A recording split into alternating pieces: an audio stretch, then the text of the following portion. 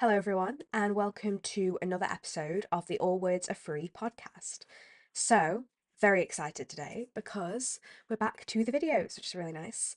I haven't actually done a video in the famous words of Chapel Roan in a damn hot minute. Um, Gosh, I'm choking and everything. So yeah, it's really nice to be back. I have my little microphone here, just off shot actually, so that's quite sad. But she's here, so that's fine. Um, and yeah, it's really nice to be back on the videos because I did miss it a little bit. I can't lie to you. So yeah, I'm here, cozy, ready to go. And since it's my first one back, I wanted to start with something I want to do a review, but then that's an offshoot for a bit more of a discourse, in-depth conversation. So start light and then go really heavy and dark and intense as one tends or I tend to do. So that's fine. Um, but yeah, it's really nice to do like this video commentary, visual essay. I'm really excited. And yeah, I've been really busy recently. I've struggled to kind of find the time to actually sit down and do these more visual ones rather than podcast episodes where it's just the audio. It's easier to just do some audio. I mean, I guess it's the same in the way of like sitting down and doing it, but I guess when somebody else is there, it feels kind of easier. And also, when you don't have to do the video, you don't have to worry too much about like being in a certain place and doing the setup. And yeah, it's been a busy time, so it's just nice to kind of get back and chill. Yeah, excuse the background. It's not the best, but we vibe. It's fine. I'm gonna try and make something a bit nicer for the future ones. But today, considering it's first time back after a bit, we can chill with it. It's okay. So yeah, today we're going to be talking about perhaps some old news. But I've just recently watched Poor Things, and I have thoughts. So please stick with me on this one. I mean, you clicked on the video, which was called something along the lines of Poor Things review. I have no idea. I have no idea currently. So there's something there. There's some excitement. And I think it's really interesting, and I think it touches on a lot of different topics. That would be yeah really cool, really interesting to talk about. I've heard a lot of discourse around it before diving in and before actually watching the film. So yeah, I think I went into watching the film with my analysis hat on, but I did love it from an artistic perspective. So without further ado, let's dive in. So please excuse the angle change. But overall, I can see why this film got the reviews and also the awards that it did. Emma Stone is incredible as Bella Baxter, the child's mind inside its mother's body, and the actors around her as well. So Willem Dafoe, Mark Ruffalo, Rami Youssef give stellar performances, absolutely brilliant. And that kind of Victorian era culture in how they dress and also the typical customs of the people, cemented by the scenes like the very performative autopsy and how you have the audience there kind of watching somebody perform it. That's all very Victorian era kind of central, and that's married with this kind of futuristic and quite whimsical setting. In the style of the buildings and the very cartoonish looking like cable cars that kind of sticks in my mind, and then the magically coloured skyline and things like that. It's almost like looking through the lens of fantasy, or perhaps more accurately, the lens of a child. So this blend of, as of yet, kind of uncharted science, childlike wonder, and a conservative time era reminiscent of your Dickens, that allows us to detach just enough from the fiction, and the events that are occurring, while also seeing a little of ourselves in how the people act or react in certain situations, which is the magic of a genre like fantasy and anything really. You're seeing an element of yourself and your humanity and your emotions within the characters that you watch or read about. And obviously in this it's slightly different because it's more abstract and so it allows that greater separation.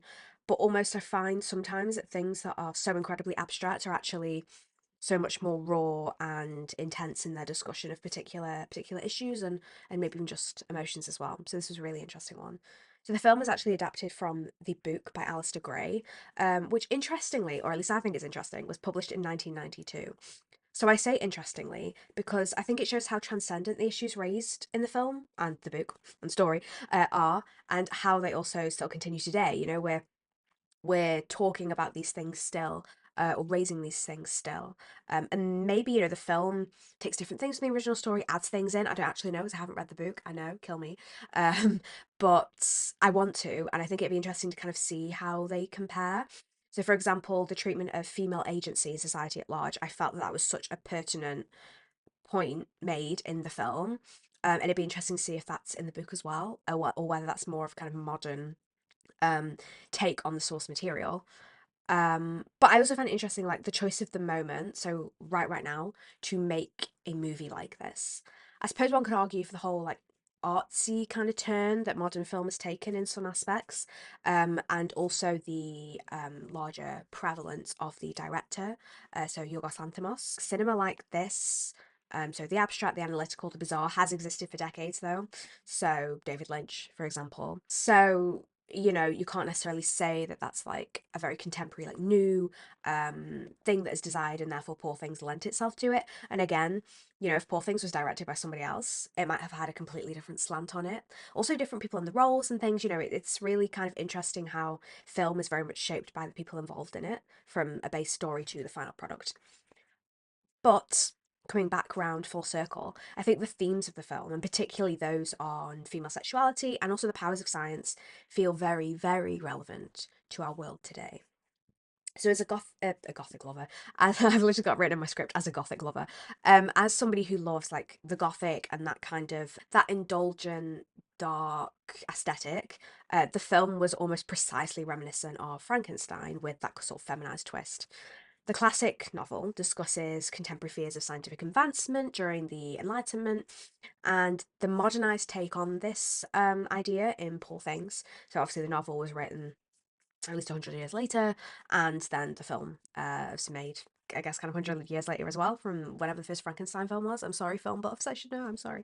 Um, yeah, this sort of more modernized take on in Poor Things, with its female monster, and I'm saying monster in quotation marks, draws interesting and altered parallels. So the assembly of the beast, and again, beast in quotation marks, one is an amalgam of rogue body parts that are stolen slash taken slash acquired, and the other is a precise and doctored switch of the mother's brain for the child's brain. So they're both experiments, but experiments in different ways and perhaps for different reasons. So why were they created, right?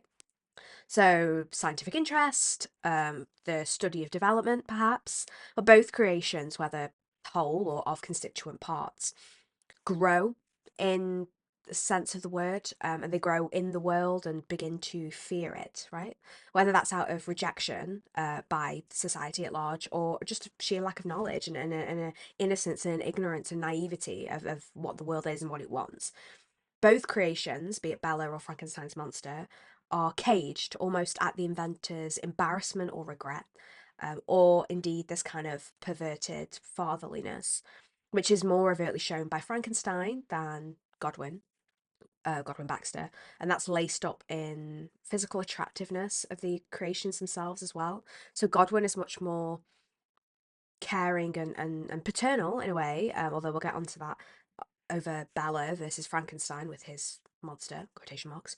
Um, and from a surface level, it's very interesting to kind of, this is almost a kind of comment on how higher kind of consideration for things that we deem attractive, right? So I guess like pretty privilege in a way, but that's on a very shallow level. But how, for example, ableism is rife in the world, right? And so it shows that how something looks and how one looks really does influence how they are treated in wider society and even by the person that has created them. So Bella's appearance does certainly have an impact on how she is received when compared to Frankenstein's monster. So not necessarily in a gendered way, but simply in fulfilling a conventional appearance. So perhaps, again, this starts that discussion of ableism in society and the significance of hidden health issues such as mental health conditions.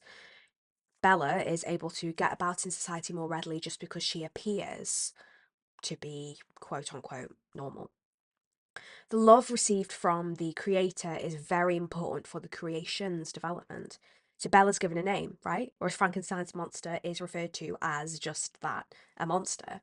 His bride is made in the image of himself, a secondary, a companion brought into the world to give him company, but ultimately becoming something that is forced on him, which perpetuates the lack of choice that the monster has over his own life. The high level of consciousness afforded by having a human brain means that no matter how life begins, that brain needs nurturing and insecurity and knowledge in order to feel fitting and comfortable. And the monster is not afforded that at all, really, by anyone except for when he's in the cabin in the woods. And that's only fleeting, and then he is rejected again.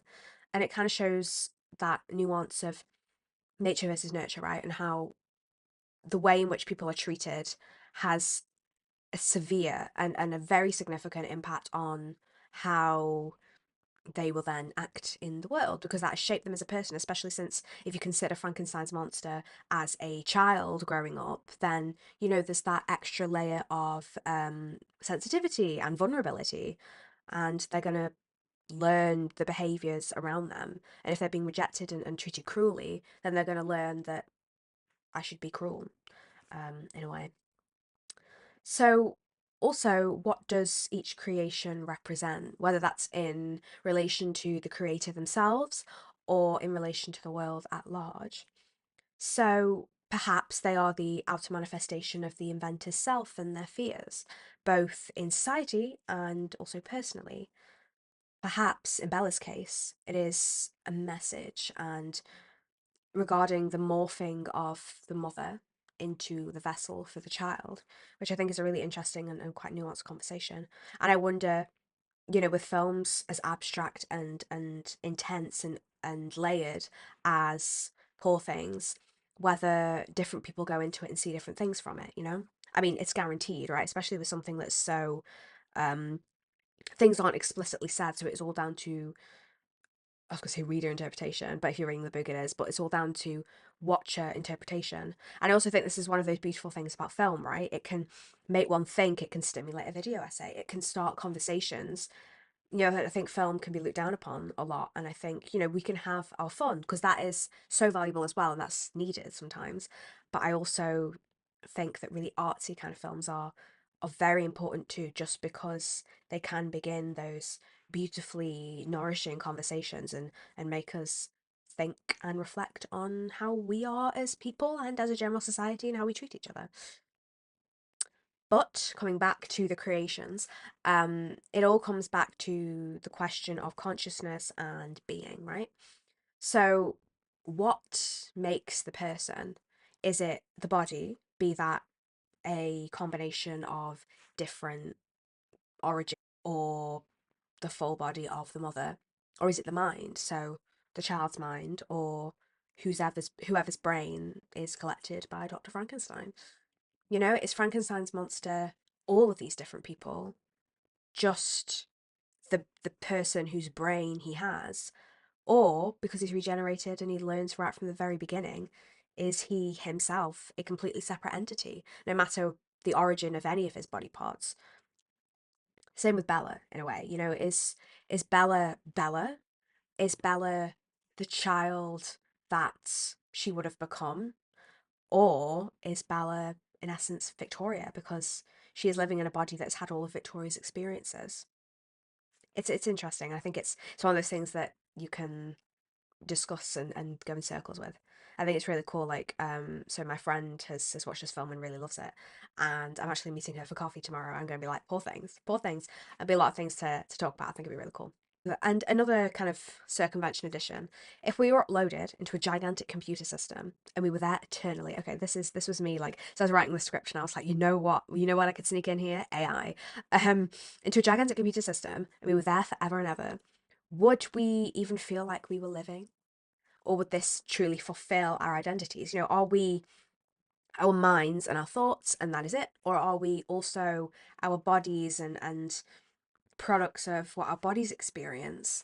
I think there, or at least I feel, and I think that there can be such a disconnect between the mind and the body, even the soul. If we are just our bodies, then yeah, I think I suppose people lean more towards the mind, right? It's how you experience things and different people around you that influences what you believe. And I think fundamentally down to anything, it's about believing, right? But honestly, if I was uploaded to a computer, I'd get restless. I'd be like, Luke, I want to see something else. Because if you're just stagnant, right? And I think there's something so beautiful and essential about also being one with your body. But I do think sometimes it's so hard to actually feel that. You know, sometimes you feel like I even think about it now, and I'm thinking about like the actual, you know, as a scientist, I'm thinking about the actual physical things that are going on in my body, and that feels so disparate with what's going on in my mind and like my thoughts and my belief systems and my ambitions, right? It feels so separate, but so essential, intriguing and dark and existential. See, I told you it was gonna get like this. Um, but adding another layer to the whole Bella Frankenstein's monster situation, what agency does this give us regarding our bodies if our bodies are classed as secondary to our minds? I'm just going to leave that one hanging in the air for a sec. And disclaimer, I very much believe in bodily agency. You have total final say over what you do and what anyone else does with your body. I think it's interesting in this case, especially since, for example, Bella, it's her mother's body. So what would her mother have wanted? And indeed, I'll come into this later, but the whole conversation about why her mother potentially committed suicide. But the question of morality does come in, and has to come in when considering the whole creation idea. So, is what Godwin does moral? This, I think, is based in where the desire to perform the experiment comes from and the desire to switch the mother's mind with the child's. So, was it to stop a mother's pain? Was it to allow the mother in body to live on painless, or at least allow the vessel to live on painless? But why would you want it to live on painless? Does he only pity her because she's beautiful?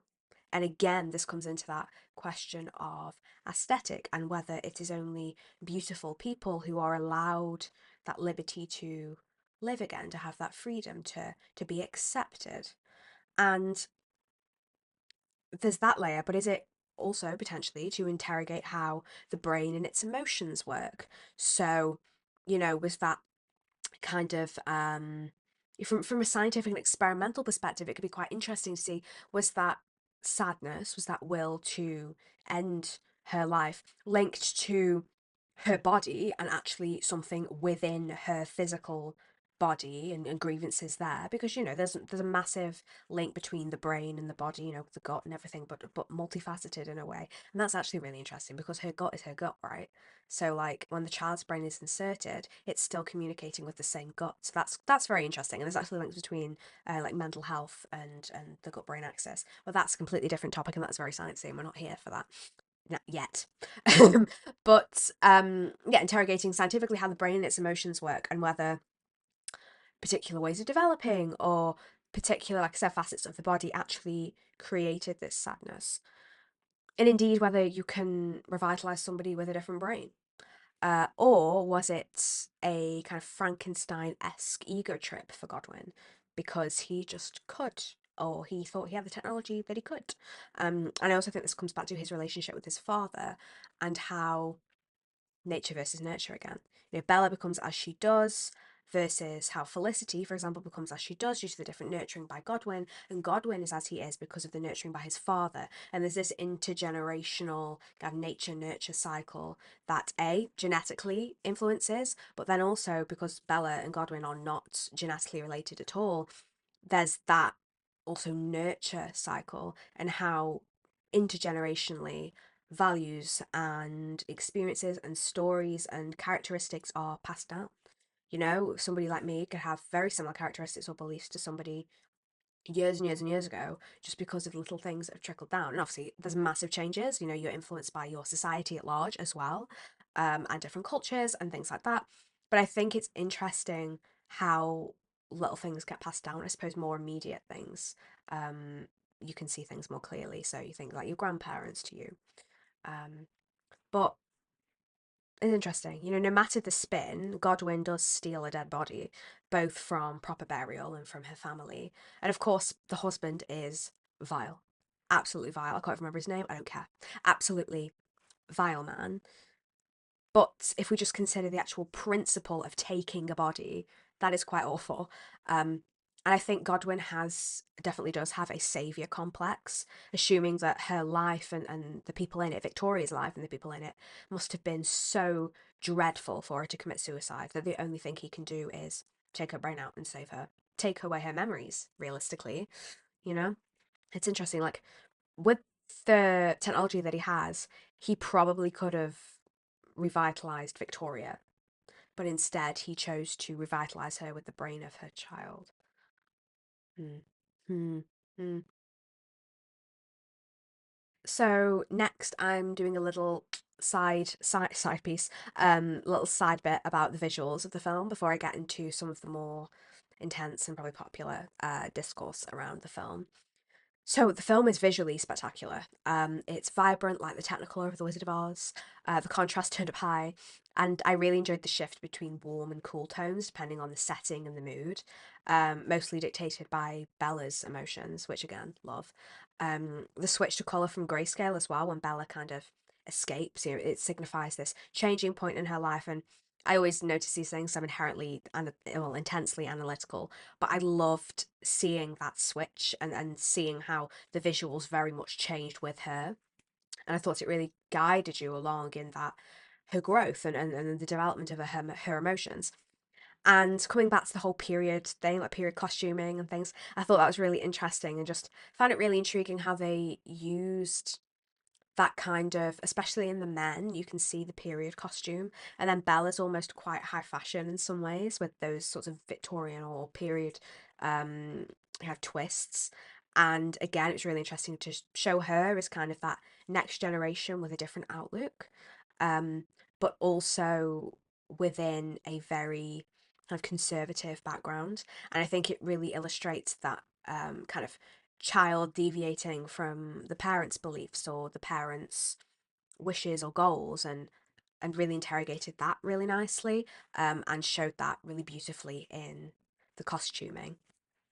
So compared to other Lanthimos films, it was very kind of similar in that kind of abstract, almost slightly bizarre visual and costuming and things. Very kind of fast paced as well, but I really liked it. I mean, the film went so quickly. Yeah, it was really a brilliant film, and I would massively recommend it. As I said, the acting in it was brilliant. There was another film of his though that I watched from the same director. Um, and I can't remember what it was called, but it was very strange. It was about 3.5 hours, and it was a long 3.5 hours. I can't remember what it's called, but it's like it's got Emma Stone in it as well, and there's like 3 or 4 stories with the same actors, but it's like loads of different situations, and there was some where it was really interesting, and I think that analytically and like having a good discussion, really interesting kind of interrogations of character and society. I think Lanthimos is really good at engaging us with a character and that kind of character study, and also how the visuals and so the direction links into the character's development. And I think that's really intriguing. But this film was strange, and yeah, I think you could have cut some of it because it was a long film, and some of it was a bit odd, too odd for me, unfortunately. But I love Poor Things, so let's get back to that one. So, as I mentioned, you can discuss in the context of this film the idea of the child growing up, moving on, and also the role of the parent in this. So, on the whole, and I'm very lucky also to have had this experience, that parents wish to protect their children. And on a basal level, this is evolutionary advantageous, right? For the passing on of genetic information, but also being key to the instinct to nurture your offspring for the general survival of species, or like I said, your own kind of brethren. um, and there is security in being able to monitor and care for your child. And so the relationship between Godwin and Bella is really interesting. So the biological side, from a very fundamental DNA perspective, isn't there, right? It's all very focused on the nurturing side of the relationship, such as with, say, an adopted child, or even a friend.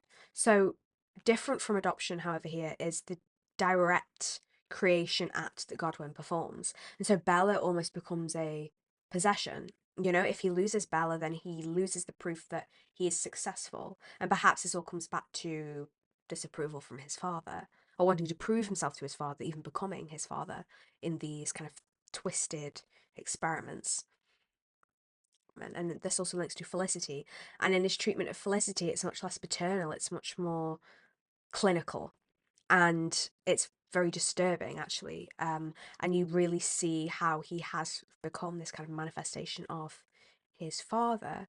So, in the same way that parents may alter their teaching style, for example, based on previous children, Godwin shifts his outlook from compassionate to much more rigorous. Perhaps this is due to the pain of losing Bella and something he doesn't want to bear again. But he really does, he brings Felicity up essentially as a dog rather than a daughter. And this perhaps points to the fact that humans are no less animal than our household pets. It is only our surroundings that determine our higher thinking. Throughout, Godwin's relationship with his father is touched on, and he is depicted as an abusive and experimenting individual, the latter of which has directly manifested in his son. And the scientific side to this is the association, again, as I mentioned, of nature and nurture and to what we become as people. The manner in which we are raised clearly has implications on who we become. For example, those who have suffered abuse in childhood may become reserved or abusive themselves. And the development of the brain and how it correlates with the body has ever been seen as a kind of matching process, right? Coming back to the idea of the mind versus body and what makes us fully us. You know, you see a child growing in body, quite literally, you know, taller, everything like that. They're literally growing along with their mental development, so intellectually, language, etc. So Poor Things in this way gives us insight into natural human development, and that is put in comparison with what one is cultured into.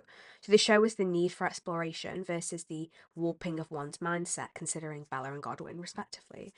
In fact, one could see Godwin's treatment of Max, who was played by Rami Youssef, as a manner of grooming as well, or upbringing, demonstrating to us how vulnerable people are to these manipulative figures throughout their entire lives, and how an adult brain isn't necessarily armed against every angle of manipulation. The character of Felicity does allow us to assess the way in which our society has created what human beings have become. Our cultures have been fostered by centuries of human development and belief systems, and while our higher thinking has allowed us to create these systems, it is interesting to separate us so distinctly from our animals. Felicity is raised without the compassion and assumptions that Godwin affords Bella, which to the audience seems cruel, since we see Felicity as a person, but also serves as an assessment of our outlook and our biases towards ourselves versus our animals.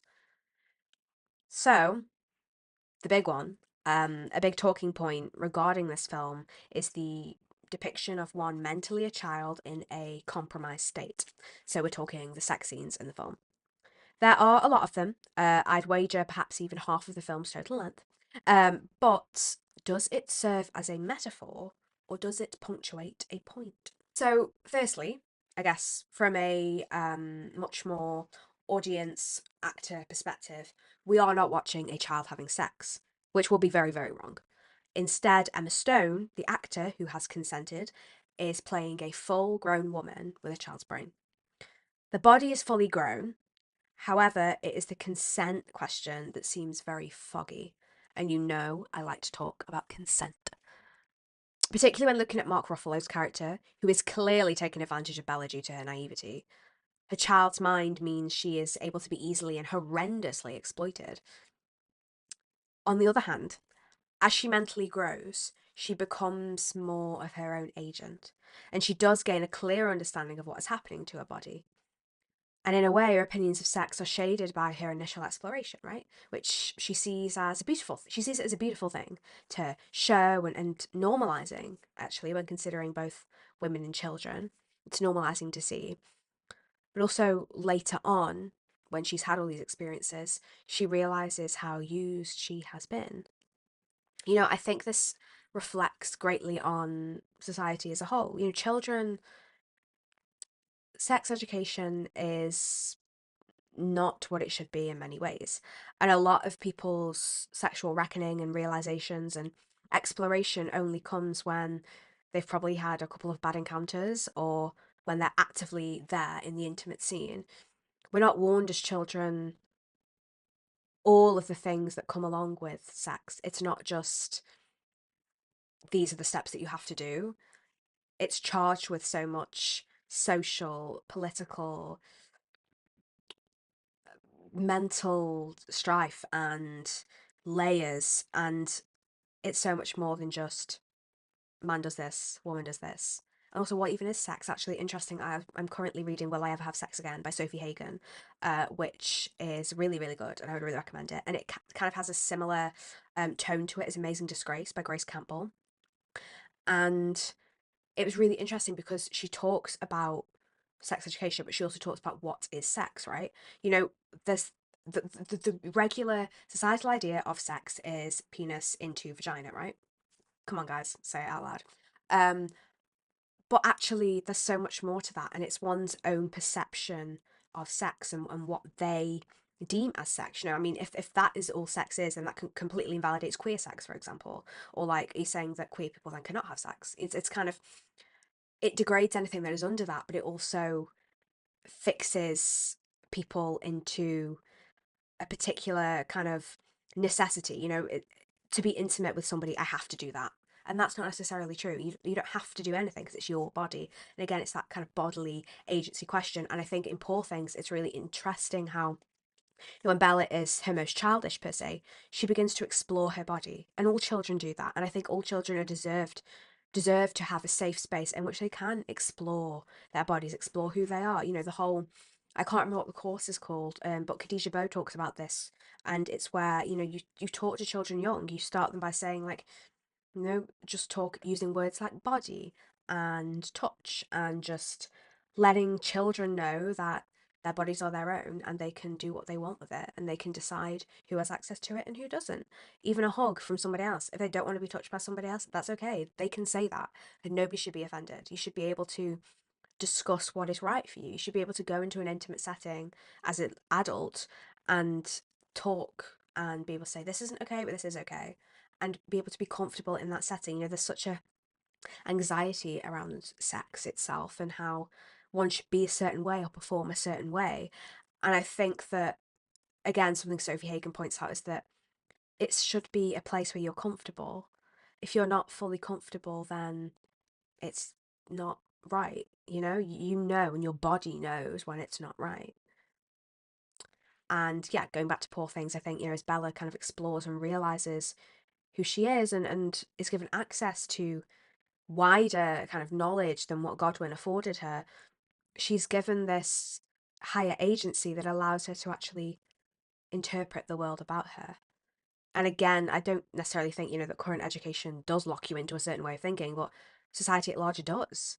And, you know, for at least like 20 years of my life, I was locked in this particular perception of what intimacy is, and what one should be to a partner, and all these particular ideas of what these things are. And then after being in a relationship, you realize that, wow, sex isn't all that. And you know, it's something that I think we should all interrogate in relationships, and choice and consent. And yeah, again, circumventing back to Bella and Poor Things. um she, and we'll come on to this whole like sex work kind of thing, and having your body as your work in a sense. But yeah, she is used and she is exploited. You know, Ruffalo's character takes her childish enjoyment of sex and this exploration of her body and uses it to his advantage. uh, uses it to his advantage, stealing her away because she is desperate for escape. And how she is manipulated is not only tantamount to grooming of a child, but also that of a grown woman, and that continually happens in society today. But Bella's lack of sexuality is correlated with an increase in intelligence, right? So this is signified through her reading on the boat. There are two sides, I guess. So by widening her horizon, she is allowed a greater understanding of the world and becomes her own agent. So this speaks to the advances of educating and giving people a choice. And in Bella's case, she didn't have this before. But the other side is that this whole reading episode kind of reinforces the female dichotomy that you can either be educated or promiscuous. You can focus on your career or focus on children. And it's interesting how, you know, all of these things are kind of built up in this one woman. And you even see at the end when she abandons the wedding, like, she's still suggestible, but she is grown. And so I mean, it's never fully kind of concluded whether she is like a full adult at the end, right? Or whether she's like a teenager kind of mentally. It's never stated. But if you take that she's a grown woman at the end, it again shows that kind of how she's been brought up. She's been brought up around people who have been using her. And so she's still being used and still able to be manipulated as a grown woman just as much as she was as a child. And it's very sad, really. Victoria, her mother, and how she committed suicide, or why she committed suicide, it's mentioned fleetingly that it was due to the baby, but it isn't elaborated on in the film. And so I haven't read the book, so I don't know the slant or the depth that it takes. But here I do feel it acts as a comment on what is expected of a woman versus what she may wish to seek out. Both women, mother and child, are trapped by the conservative culture that they live in. And by being loosely Victorian, the severe attitudes of the time period are used to emulate the truth of our modern society. Victoria's worst nightmares have quite literally come true. She is and always will be the vessel for her child's adventures. Her body throughout is quite literally used in the place of her child. And is this not somewhat the state of motherhood? I mean, I wouldn't know. Mothers tell me. Mother, if you're listening, tell me. But yeah, and this guides on to the conversation about women and the world at large. So I think it's very interesting how, throughout as Bella grows and experiences things, she becomes trapped and saddened and she realizes how wrongly she's been treated. And that somewhat emulates her mother and her mother's situation. And so it made me think, is this the way of humanity? Is the world just so weighted and confusing and conflicted that the inevitable end is for us to be saddened by things? Is it to do with being cultured as female, whether in the Victorian era or in modern society? Is it genetic or is it social? Women are cultured to feel their worth based on the appraisal and affordance of men. This is shown greatly through Bella's character, through Mark Ruffalo's character, through Max, through Godwin. She is raised by men and she is surrounded by men until she is in France, and she works in brothel, and she's still surrounded by men who pay to pay for her time, but she's also surrounded by women. And even on the boat, she meets a man who isn't there to take her sexually. And so, it's even there's a discussion that sticks in my head where Max and Godwin are actually talking about Bella and how, Godwin has said something along the lines of, he was gonna have a as like the sexual kind of partner, but then didn't in the end because he isn't able to have sex. He isn't able to sustain an erection. It's like, oh. And then that comes with the idea of he saved her. So it's just so twisted. And, he passes away and you're almost made to feel this sadness. But he's such a twisted man. He's this father, but this perverted father. And I guess in the pop culture sense of the term, it's daddy issues, but it's so, yeah, it's very disturbing, to say the least. It's very disturbing. And Bella is surrounded by men who profess that they love her, and yet there's so much complexity to it. Max just goes along with what she says, and Max has been taken in by Godwin as well. So realistically, Max is did he really want to be with Bella, or was it just the option that he was served? Did he? In the beginning, he seems morally not that with it, but then suddenly he is, and you're thinking, yeah, but she's a child. And again, it's that contrast of, is she a woman or is she a child, based on her mental or physical appearance. And Bella is so shaped by the men about her, and therefore is indoctrinated and infused with the patriarchy. Oh, I had them, sorry, by the patriarchy. And so, she's part of a man's world, and women today, and women then, and women, well, forever, right? We're part of a man's world. and that shapes them to appear in a certain way. Victoria's husband is a clear example of this very patriarchal figure. You know, women are seen as sexual objects, and this objectification is clearly a big theme in Poor Things. Again, coming back to that discussion between Godwin and Max, and how she is seen directly as a mode of sexual pleasure, and Bella is seen as that throughout her life, from her very creation to meeting Max and Max being indoctrinated by Godwin, to Mark Ruffalo's character who uses her, to the brothel, to the end. She's raised in a certain way under this underlying interpretation of her as a figure.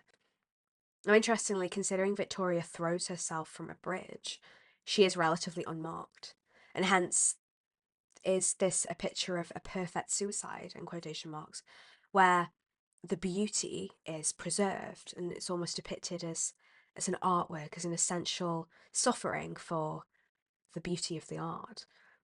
The depth of Victoria's emotions are not explored. They cannot be because she is not there. But I think it's an intriguing angle on the overall story. And coming back to the brothel, in sexual liberation, women take agency over this purpose that is decreed by the men about us. And it may also create a space in which we play into what they desire from us. Ultimately, it's down to what the individual wishes. And I think that with Bella, I can't fully discern it. We can tie ourselves in knots by thinking back and forth in this way, creating a stagnancy that is difficult to alleviate. We've been entrenched in this patriarchal thinking since before we were born, so unpicking the very things that have been stitched into our brains becomes almost an impossible puzzle. This is what Bella is faced with when she is brought into the world, no matter that she is created in a full grown woman's body and not a baby's.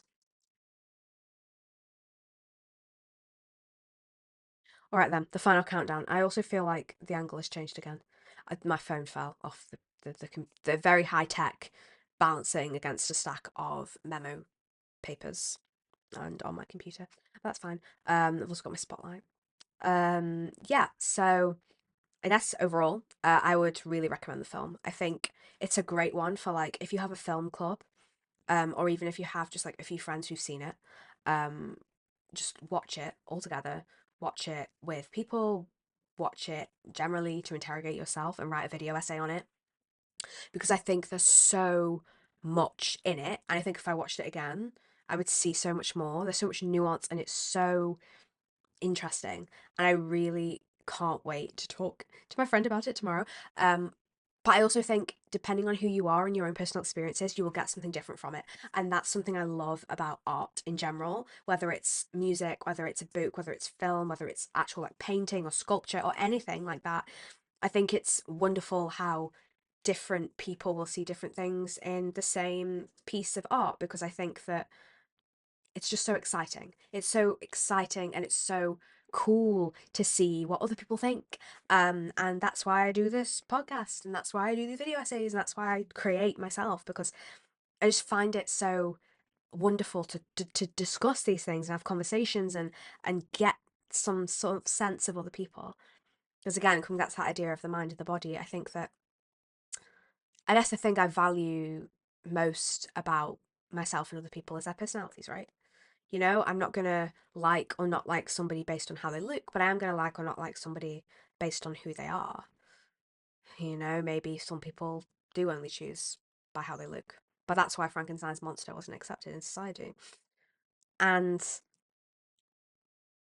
I just think that, you know, it's exciting to have these conversations and see what people think about things, be it on a artistic level or a societal level or a political level. But yes, thank you all so much for watching. Um, I don't know what my next one's going to be on. I'm not going to lie, I really wanted to do a video essay. And I was like, what can I do? Let's do something that, you know, I can kind of put together quickly, put together easily. And that was a review with little springboards. Into the depths of my brain. So that's what we did. Next time, God knows, I'll find something. I'll find something. Maybe it'll be another little political one. I keep mentioning politics actually because no. Maybe it'll be a sciencey one. Who knows? But yeah, it's a big one this year. I'm finishing my masters, and so I've applied for PhDs. I'm still waiting to hear back from one. So that'll determine my future. But yeah, it's an exciting but nerve-wracking time. And one thing that I want to carry on with and do love is this podcast. Today I've spent the entire day like doing work for the podcast and like editing my website and getting that all up to date and like doing some writing and like researching things. And it's just like, I don't know, I love it so much. And if this can be my life, then that would be a nice life to live. Follow your dreams, guys. Don't wait till they upload to a computer. Um, yeah, I feel very content right now, and that's nice. But yeah, thank you all so much for watching or listening. I hope that you will join me again next time. So I will see you soon. Take care, and let's keep talking.